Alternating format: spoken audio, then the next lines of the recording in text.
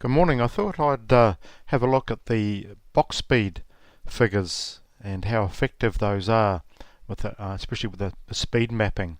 So we'll look at yesterday's meeting at Auckland Greyhounds, where we've got the date here, 24th of September 2017, and Auckland Greyhounds. The box speed is really important, but how important is it? Let's have a look at the stats and see what they say there for the 318 metre races. Okay, we've got there are the box stats there, so the inside boxes obviously an advantage there, 4 box, and the outside box it's starting to come down a wee bit, that figure too. But here's interesting stats. Position at first marker, these are for the sprints at 318 metres since January 2011, so 6 years of stats, so it's pretty extensive study. 945 have won when leading at the first marker, or 46%. It's nearly half. It's amazing. If they were second at the first marker, 411 won. Another 20%, so that's 66%, or 2 and 3 dogs. Pretty powerful figure. If they were third, there was 15%. So that's what, 66, 81%. 4 and 5 dogs have to be in the first 3 to have any chance of winning, really. 1 and 5 dogs win. So the 1 and 2 positions at the first marker are really important. So let's have a look at yesterday's meeting and see, look at the speed maps. Okay, here's the speed map here of the first race, 218 metres, and you can see made time was mapped to lead out, and he won paying $6.60. Second race, My Red Hero mapped to lead out, won and paid $2.50. Simple graphic and a winner. 2 winners from 2 races. Next race, Big Time Alley, was drawn out and looked like a pretty even sort of race to map anyway, so no distinctive leader there, so probably a tricky race and probably a good race to watch. Race 4, Big Time Opal, clearly mapped to lead. That 3 dog was going to be slower, and Mega Munchies likes to run out, so Big Time Opal, hot favourite, won easily.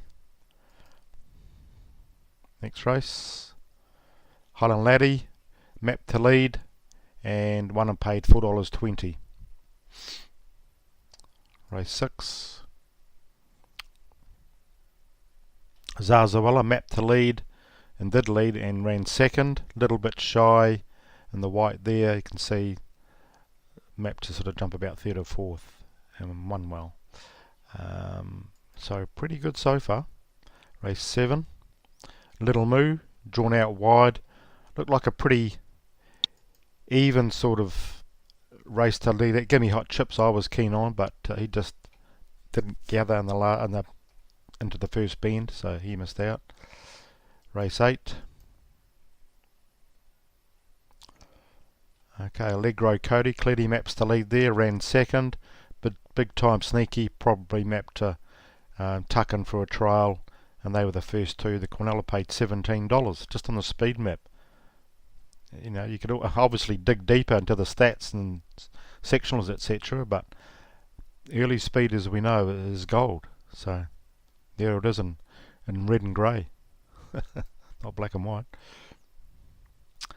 Bell Tom, one paid $5.90, mapped to sort of get second out of Yule Dome, ran second and mapped to lead, and Quinella paid $55. Crikey, it's pretty good. What was third? 4. Yeah, he didn't map to do too well, but maybe may have got a nice run from there. Race 10, Soaring Hawk and Quistaspale and Marzu mapped to sort of lead out there. Soaring Hawk ended up leading, won well and paid $8.60. He's All Power was the favourite, and as you can see, 1, 2, 3, 4, 5. 5 dogs were mapped to lead out ahead of him, and being in the squeeze box, you're going to get in trouble, and that's what he got into. So you can see that speed map is valuable information with a hot favourite. So simple graphic, but really strong information. Salvatore drew box 1, won well a couple of starts ago here, and one I paid $4.80. Hey Kelly mapped to lead out but didn't win, so no good there. And the last race, some dickhead forgot to look at the speed map for this race. Wiring a Star 1 paid $7.10 to complete the $2,341 quaddie. So 1, 2, 3, 4, 5, 6 winners from the 12 races, 50% strike rate with a dog that mapped to lead out. Pretty good information. Let's have a look at today's meeting at Palmerston North. Oh no, we'll have a look at last week's meeting. What was that, 25th today, so it'll be the 18th last Monday. Let's see how the speed maps there looked. Go back and see the results. Right, Extroverted mapped to lead, obviously. Only a maiden race with not much exposed form. One and paid $3.20. Let's look at the stats too. Quite surprising actually. I was surprised at these ones.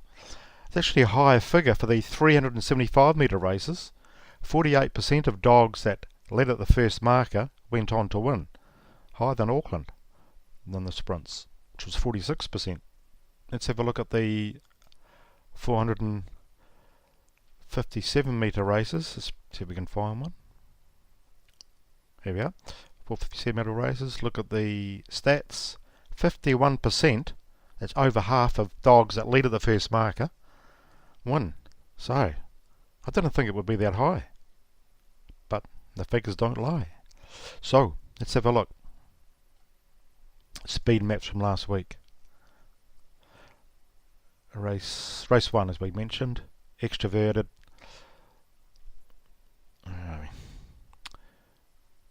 Map to lead and won. Race 2. Who won that race? Asteria. Didn't map to lead. Paid $9.30. But there were quite a few out there that sort of looked as though they were going to be on the pace. Tricky little race. Big Time Trev ran second. The dog that mapped to lead. Race 3. Right, the winner was Big Time George, mapped to not lead and won. And Allegro Beatty ran third, paying $2. Probably good place money for a dog that mapped to lead and get every chance. Race 4. Corborn Mezza, number 6, won and paid $6. And the Inside Dogs mapped to lead out, so if you liked them, it was good each way money. Race 5.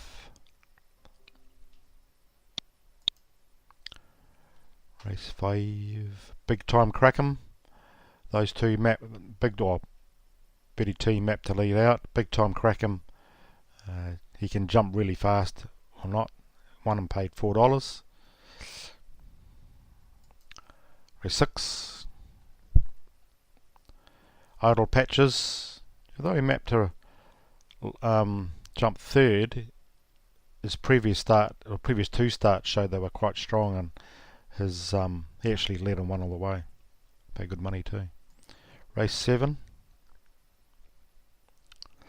Big Time Eve won and paid $4.50, and Me Jane, the second dog, Cornella, paid a whopping $2.30. A lot of people may have seen the speed map there or realised they were going to jump out together, and bang, home they rolled. Race 8. Big Time Fred mapped to lead and did. Who was second? Crazy Kicker. So Big Time Fred won there. Race 9. Ring the Bell. Yep, mapped to lead. $1.10, net all the way. Tough to beat today if he jumps. Throttling Flow, mapped to lead out. Won and paid $1.40. And Nighthawk Rose charged home. for second. Race 11. Runaway Bono, mapped to lead, won and paid $2.50. Won well. Race 12. Allegro Gun, mapped to lead out, paid $2.80. So consistent winners, aren't there? Race 13. Big Time Tomac. Pretty even race, as you can see, with the speed map. So it's hard to be confident about any one dog leading. He mapped to jump about second or second equal, being the money anyway. Race 14. Big Time Jonty, number 6, and mapped the jump about third or fourth. No good there. Race 15. Did we finish on a winning note? Zoya Bale, yep, drew out wide, won and paid $2. Tough to beat again today too.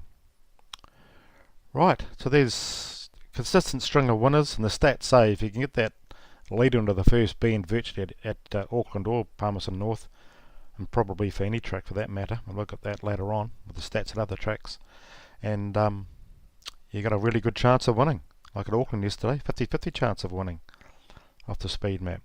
Really valuable information, so don't forget to look at that, and then work out the rest of it. You can obviously dig deeper into the ratings and sectionals to see if the dog is well placed to lead and hold on. So hope that helps. Happy punting.